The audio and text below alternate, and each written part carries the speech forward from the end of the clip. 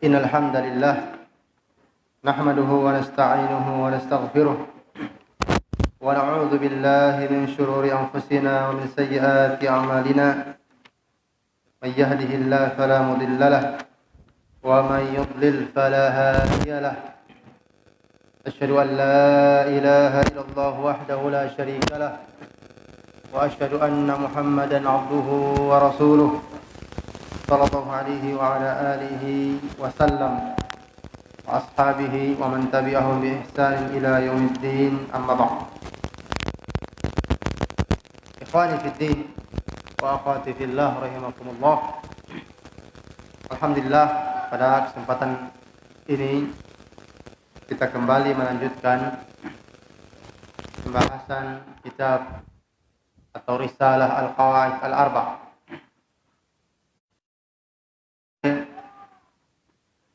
Syekhul Islam Muhammad Ibn Abdul Wahhab At-Tamimi rahimahullahu ta'ala. Akhir pembahasan kita pada kaidah yang kedua. Kaidah yang kedua. Nah, sekarang kita masuk kaidah berikutnya, yaitu kaidah yang ketiga. Kata penulis rahimahullahu ta'ala, wal qa'idatu tsalitsah. Kaidah yang ketiga, anna an-nabiyya sallallahu alaihi wa ala alihi wasallam dhahara ala unasin mutafarriqin fi ibadatihim minhum man ya'budu al-malaikah wa minhum man ya'budu al-anbiya was-salihin wa minhum man ya'budu al-ahjara wal-ashjar wa minhum man ya'budu asy-syamsa wal qamar faqatalahum Rasulullah sallallahu alaihi wa ala alihi wasallam wa lam yufarriq bainahum.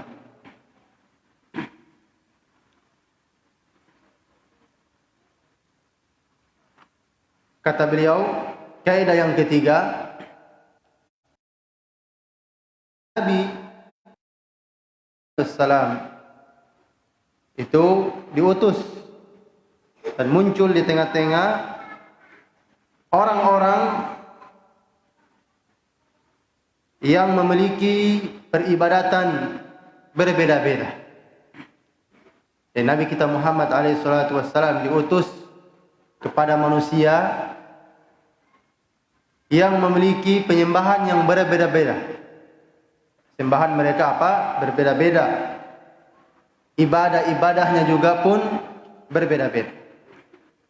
Jadi bukan hanya satu bentuk peribadatan, namun banyak yang disembah, sehingga tidak terjadi fitnah di muka bumi kesyirikan. Nama itu hanya milik Allah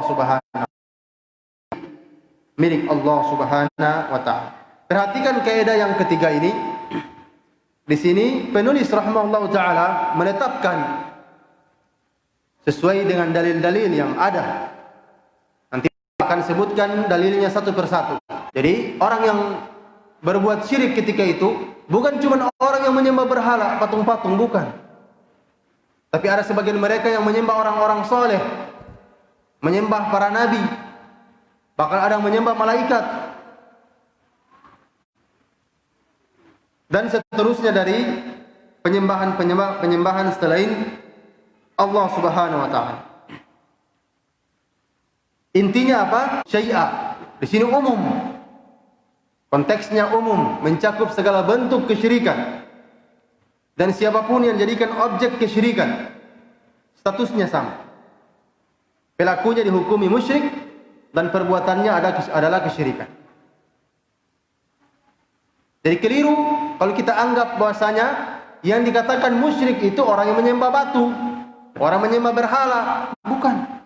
Tidak cukup di situ. Orang yang menyembah malaikat disebut musyrik juga. Orang yang menyembah nabi disebut musyrik juga. Orang menyembah orang-orang soleh disebut musyrik juga.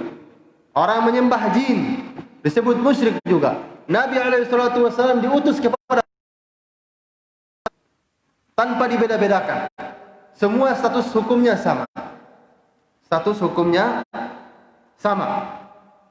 Jadi ini sangat jelas dan penulis rahimahullah taala akan bawakan dalil-dalil satu persatu bahwasanya orang-orang musyrik ketika itu memiliki penyembahan yang berbeda-beda, bukan satu penyembahan saja, bukan hanya berhala yang disembah, patung atau batu, bukan, tapi banyak sembahan-sembahan mereka.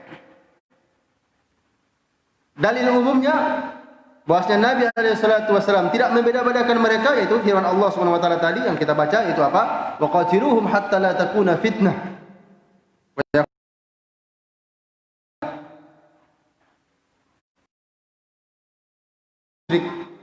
Padahal orang-orang musyrik ketika itu banyak, bukan cuma satu modelnya.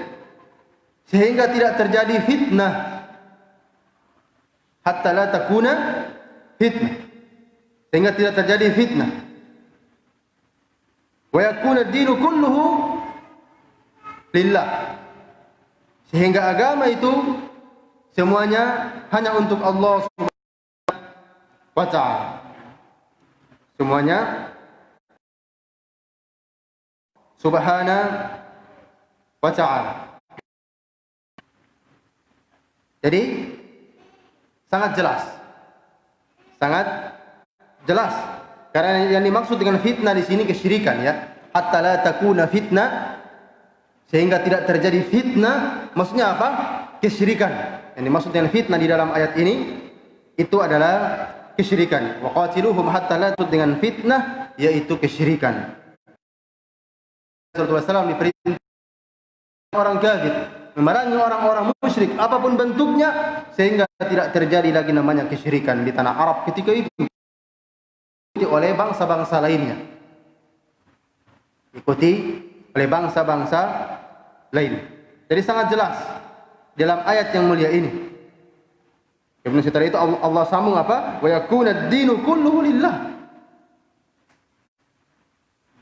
Dan agar supaya agama itu hanya menjadi milik Allah Subhanahu wa taala. Hanya menjadi milik Allah Subhanahu wa taala. Jadi sangat jelas apa yang disebutkan oleh penulis rahimahullahu taala. Sangat jelas.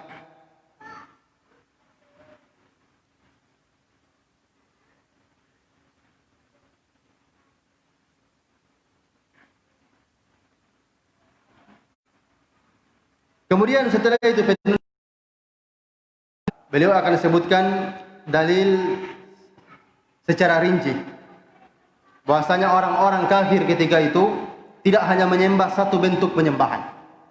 Beliau di sini mulai menyebutkan dalil yang pertama, kata beliau, wa dalilus syamsi wal qamar. Wa dalilus syamsi wal qamar. Dan dalil bahwasanya sebagian dari mereka itu menyembah wan nahar, malam dan siang, wasyamsu wal qamar, matahari dan bulan. Setelah itu Allah katakan apa? La tasjudu lisyamsi wala lil qamar. Janganlah kalian beribadah kepada matahari dan tidak boleh juga kepada bulan. Di sini menunjukkan apa? Bahwasanya sebagian orang-orang kafir menyembah apa? Matahari dan menyembah bulan, sehingga Allah Subhanahu wa taala menurunkan ayat mereka. Sebagian orang-orang kafir menyembah apa? Matahari dan bulan. Bukan hanya menyembah berhala-berhala, bukan. Ada menyembah matahari dan bulan. Jadi sangat jelas ayatnya. Sangat jelas ayatnya. Kemudian setelah itu Allah Subhanahu wa taala perintahkan kita hanya beribadah kepada Allah, wasjudu lillahi alladzi khalaqahunna in kuntum iyyahu ta'budun. Dan beribadahlah hanya kepada Allah Subhanahu wa taala yang telah menciptakan matahari dan bulan tersebut. Jika kalian benar-benar hanya beribadah kepada Allah Subhanahu wa taala. Jadi ketika Allah melarang dari beribadah kepada matahari dan bulan, Allah perintahkan yang seharusnya, yaitu apa? Beribadah hanya kepada Allah yang menciptakan matahari dan bulan tersebut. Orang-orang kafir Quraisy atau sebagian dari mereka itu menyembah apa? Matahari dan menyembah bulan, sehingga dilarang oleh Allah Subhanahu wa taala. Kemudian setelah itu penulis rahimahullah taala menyebutkan dalil yang lainnya dalilul malaikah, dan dalil bahwasanya sebagian orang kafir itu, dan di sini menunjukkan bahwasanya sebagian orang-orang Arab ketika itu mereka beribadah kepada siapa? Malaikat. Ada yang mereka agungkan dari kalangan malaikat. Mereka beribadah kepada malaikat tersebut.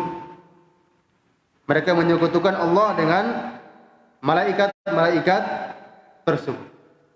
Sehingga Allah SWT menurunkan ayat melarang mereka, jangan beribadah kepada malaikat. Jangan memberikan ibadah kepada malaikat. Namun beribadah hanya Subhanahu wa ta'ala.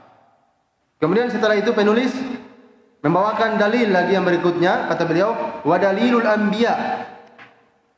Wa dalilul anbiya. Dan dalil bahwasanya sebagian orang-orang kafir itu menyembah para nabi, qauluhu ta'ala, yaitu firman Allah Subhanahu wa ta'ala, wa idh qala Allah ya Isa ibn Maryam, a anta qulta lin-nasi ittakhiduni wa ummi ilahaini min dunillah. Itu firman Allah Subhanahu wa ta'ala,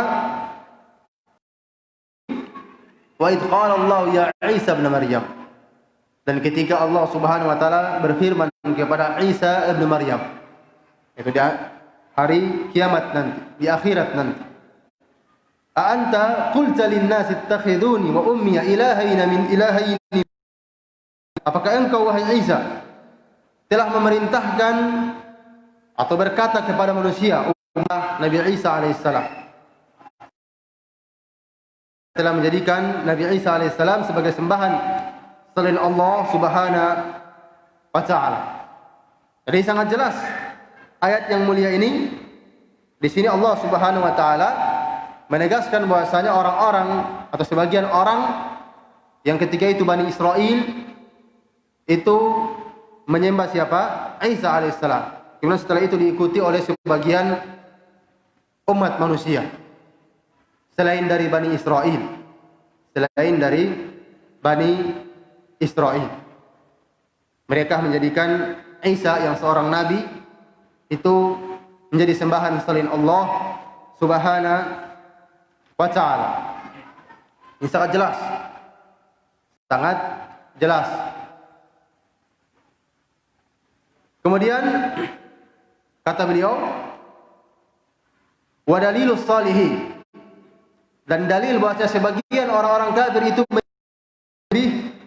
menyembah dan beribadah kepada orang-orang saleh, kepada orang-orang saleh. Qauluhu ta'ala, yaitu firman Allah Subhanahu wa ta'ala, ulaika alladziina yad'uuna yabtaghuuna ila rabbihimul wasilata ayyuhum aqrab wa yarjuuna rahmatahu wa yakhafuuna 'adzabah.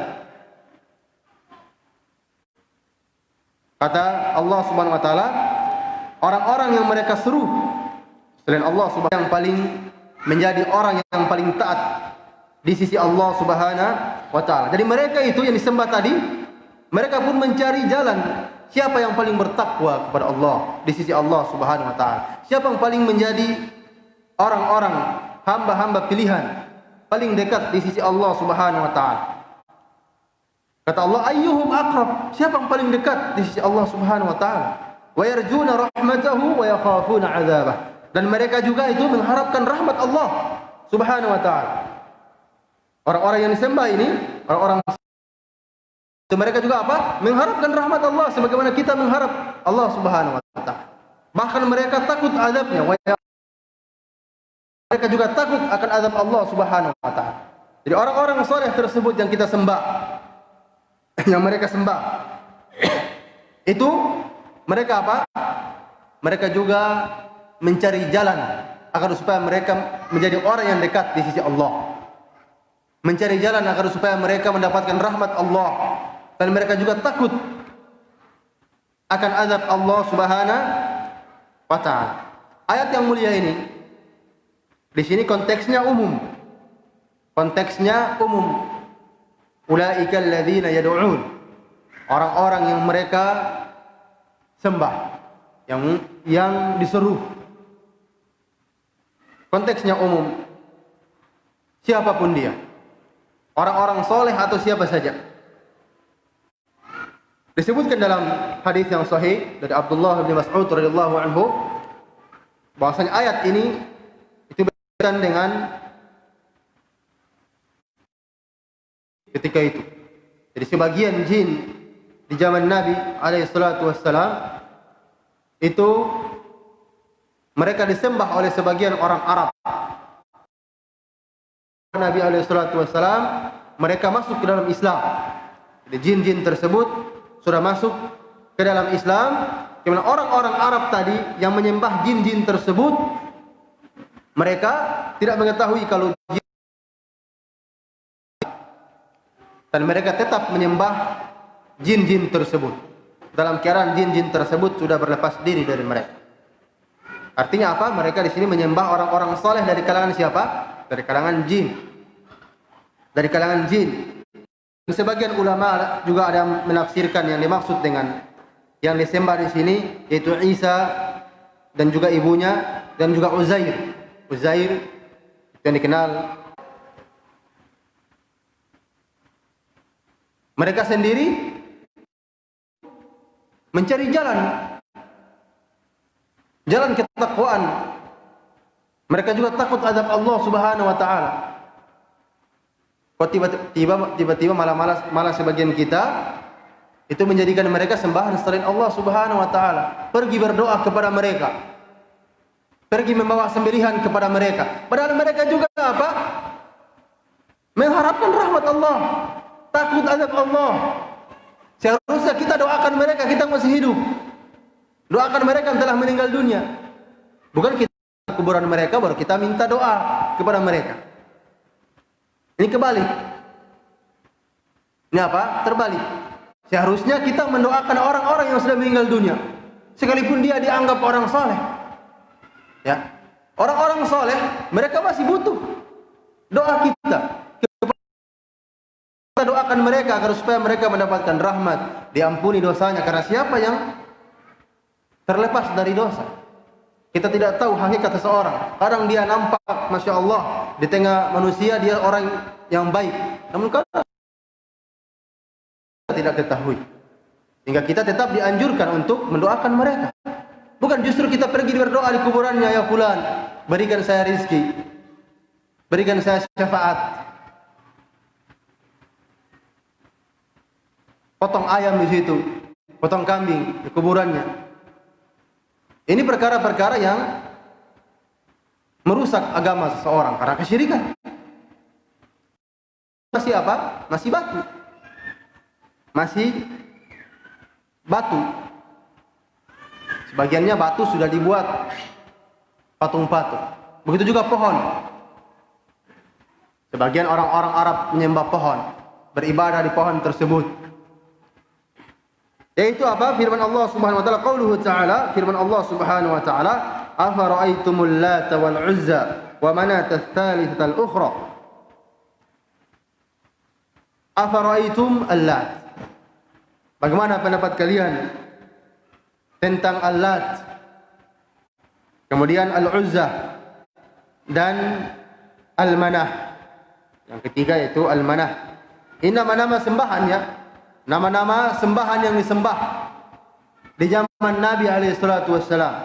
Namanya Al-Lat. Kemudian ada Al-Uzza. Al-Lat ini disebutkan Al-Lat itu batu yang besar. Di antara maknanya yaitu batu putih. Batu besar berwarna putih yang dijadikan sembahan selain Allah Subhanahu wa taala. Itu Al-Lat. Dan juga ada yang mengatakan Al-Lat itu asalnya adalah nama orang yang dahulu dia selalu membuatkan makanan berupa roti dan yang semisalnya untuk orang-orang yang haji ke Baitullah ketika itu. Nah, orang yang naik haji, pergi umroh ketika itu sebelum zaman Nabi alaihi salatu wassalam.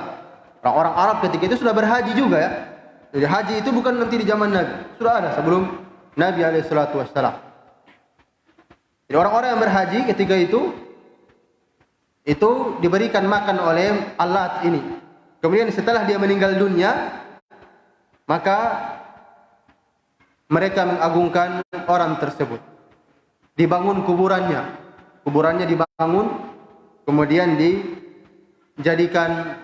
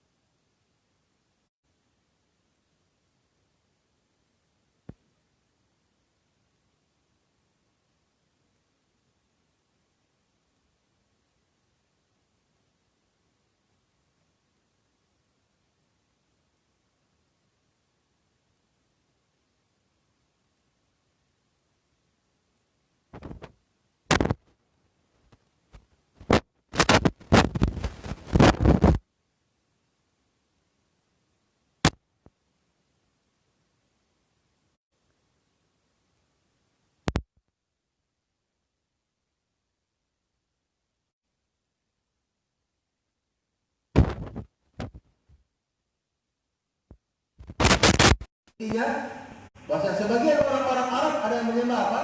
Batu. Bahkan kuburan. Ada yang menyembah pohon. Dan ini dilakukan oleh sebagian orang di zaman sekarang. Masih tetap ada yang menyembah pohon seperti ini, menyembah batu. Apalagi masyarakat yang sekarang karena jauh dari agama, mudah sekali ditipu. Kadang batu yang dibuat-buat, yang penting ada keahlian memahat dan seterusnya, bisa bercahaya-cahaya sedikit, dan dikatakan ini batu yang memiliki kekuatan luar biasa. Sehingga berdatangan orang-orang di situ potong atau sembelih ayam putih, ayam hitam, dan seterusnya sesuai keinginan jinnya. Hakikatnya bukan masalah ayam putih, ayam hitamnya bukan. Itu hanya hiasan saja. Hanya hiasan dari menipu manusia. Dikatakan itu ayam putih lebih bagus, ayam hitam lebih bagus, atau ayam merah lebih bagus lagi, lebih menyala. Jadi semua ini hiasan saja dari syaitan. Intinya sekalipun seekor lalat yang kalian sembelih di situ, itu kesyirikan. Cuma syaitan itu menghiasi seperti itu. Supaya orang manusia dia suka, oh iya, ini ayam putih ini berarti, karena jarang ditemukan ayam putih yang putihnya bahan dosa besar, itu dianggap hal yang biasa di tengah masyarakat. Bahkan kalau orang sudah melakukannya, sudah dianggap top, berani dia, bisa datang di pohon keramat tersebut, batu keramat situ, apalagi sudah malam Jumat dia datang di situ. Sudah dikatakan Masya Allah, dia sudah memiliki ilmu yang sangat tinggi, sudah wali dia. Ini tengah masyarakat.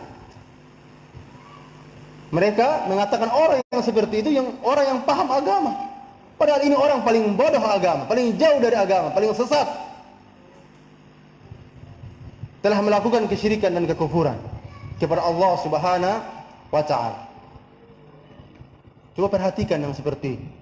Betapa jauhnya muslimin atau orang yang mengaku Islam itu dari agama Islam.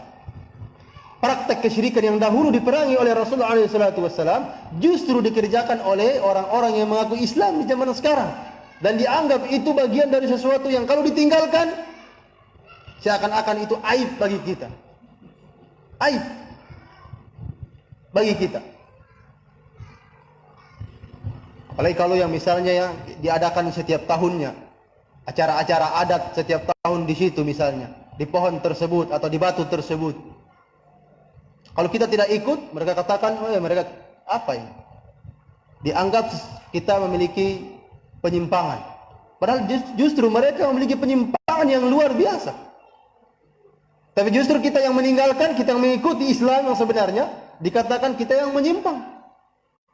Ini menunjukkan apa? Jauhnya mereka dari ajaran Islam. Ajaran Al-Quran. Jelas di dalam Al-Quran Allah kabarkan keadaan orang-orang kafir Quraisy yang menyembah pohon-pohon ini, menyembah batu-batu ini. Namun justru sebagian orang di zaman sekarang mereka melakukan praktek-praktek ritual-ritual kesyirikan.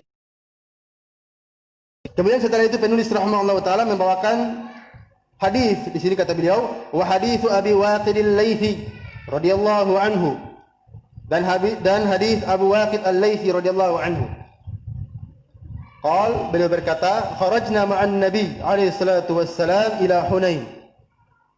Kami keluar berperang bersama Nabi alaihi salatu wassalam ke Hunain, yaitu perang Hunain ketika itu. Jadi ketika orang Makkah ketika itu masuk Islam dan mereka ikut bersama Nabi alaihi salatu wassalam pada perang Hunain. Karena setelah Fathu Makkah terjadi ya, sebagian mereka yang baru masuk Islam ini ikut Nabi SAW berperang di perang Hunain.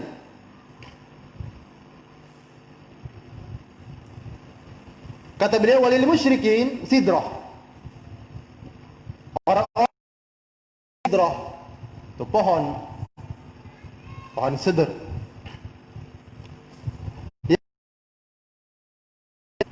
Pohon bidara atau yang semisal. Ya, orang-orang musyrik memiliki pohon yang mereka biasa itu berdiam di pohon tersebut, melakukan i'tikaf di pohon tersebut.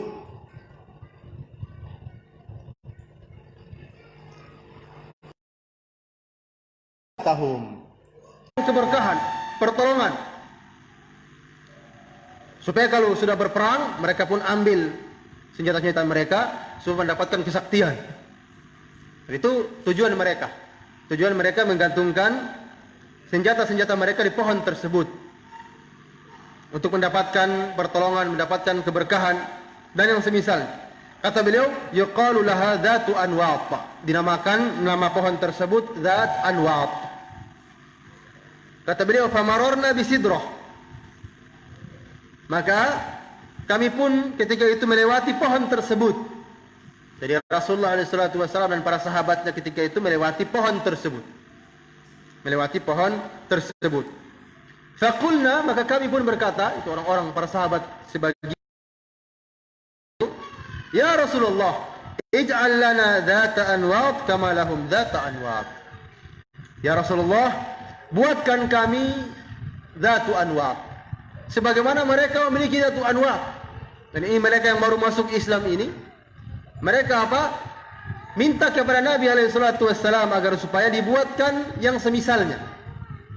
Jadi orang-orang musyrik itu memiliki pohon yang mereka biasa gantungkan pedang kesyirikan kepada Allah Subhanahu wa taala. Kesyirikan kepada Allah Subhanahu wa taala. Oleh karena itu ketika Nabi SAW mendengar ucapan mereka ini, kata beliau, subhanallah, maha suci Allah. Maha suci Allah Subhanahu wa taala. Ini perbuatan orang-orang kafir Quraisy ketika itu, atau sebagian orang Arab ketika itu, yang menjadikan pohon-pohon tersebut untuk mendapatkan keberkahan, mendapatkan pertolongan, ternyata dipahami oleh sebagian orang yang baru masuk Islam ketika itu hal yang boleh-boleh saja. Padahal itu adalah perbuatan kesyirikan. Hadis yang mulia ini, perhatikan di sini, itu menunjukkan betapa bahayanya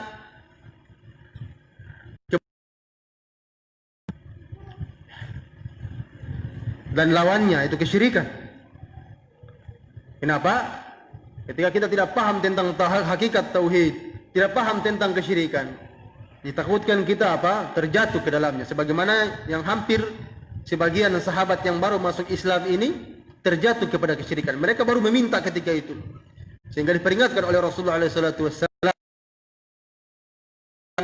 orang-orang Bani Israel ketika itu, sebagaimana perbuatan kesyirikan Bani Israel ketika itu. Ya, ketika mereka meminta kepada Musa alaihissalam agar supaya dibuatkan Tuhan. Nah, orang-orang Bani Israel ketika melihat sebagian sembahan-sembahan di Palestina ketika itu, kemudian mereka melihat sebagian orang memiliki Tuhan-Tuhan yang mereka sembah. Orang-orang Bani Israel kepada Nabi Musa, buatkan kami ilah sembahan sebagaimana mereka memiliki sembahan. Kemudian Musa berkata qala innakum qaumun tajhalun, sesungguhnya kalian adalah orang-orang yang bodoh, tidak paham agama. Kenapa? Karena itu adalah bentuk kesyirikan. Dan Nabi SAW mengatakan kepada para sahabat yang meminta agar supaya dibuatkan tempat yang sama, itu telah menyerupai perbuatan Bani Israel kepada Nabi Musa alaihissalam. Artinya apa? Itu adalah bentuk kesyirikan. Jadi hadis yang mulia ini itu menunjukkan kepada kita bahwasanya meminta berkah, mengharapkan berkah kepada benda-benda mati, seperti pohon, seperti batu, keris keramat, atau yang semisal. Ada mustika, ada mustika ular, mustika tikus, mustika air, mustika apa lagi? Mustika kelapa, apa lagi? Mustika delima, apa lagi? Banyak sekali nama-nama mereka buat segala macam. Semua ini mereka yakini memiliki berkah, bisa mendatangkan manfaat, dan agar supaya ditolak mudarat, bahaya.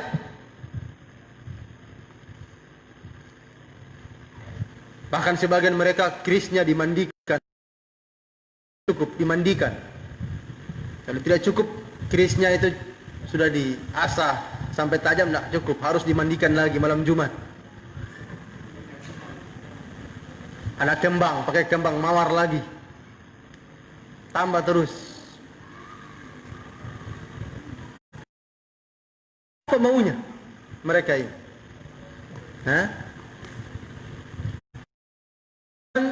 Perbuatan-perbuatan yang bertentangan dengan Islam. Tidak ada yang seperti ini. Nabi kita Muhammad SAW tidak kebal, terluka. Umar bin Khattab mati terbunuh, Utsman bin Affan mati terbunuh, Ali bin Abi Thalib mati terbunuh, para sahabat betapa banyak yang terbunuh di peperangan tanpa ada kebal, berani, mereka jantan. Ya. Ini cari ilmu kebal. Sumatera dijajah, Kalimantan dijajah, sampai Papua dijajah sama Belanda. Dijajah. Mana orang-orang yang kebal tersebut? Kalau benar kebal-kebalnya mereka, ilmu-ilmu mereka tersebut, ada mak lampir lagi katanya. Percaya yang seperti ini. Lihat, masyarakat dibodoh-bodohi. Diceritakan kisah-kisah yang seperti ini, kisah-kisah yang tidak mendidik. Justru kisah-kisah yang di dalamnya kesyirikan kepada Allah Subhanahu wa taala. Gampang saja kita membantang seperti ini. Kalau benar, kita tidak mungkin terjaya selama 350 tahun. Ditambah Jepang lagi beberapa tahun menyiksa orang-orang tua kita. Mana mereka? Hah? Mana? Ini jelas kebatilan mereka. Ya.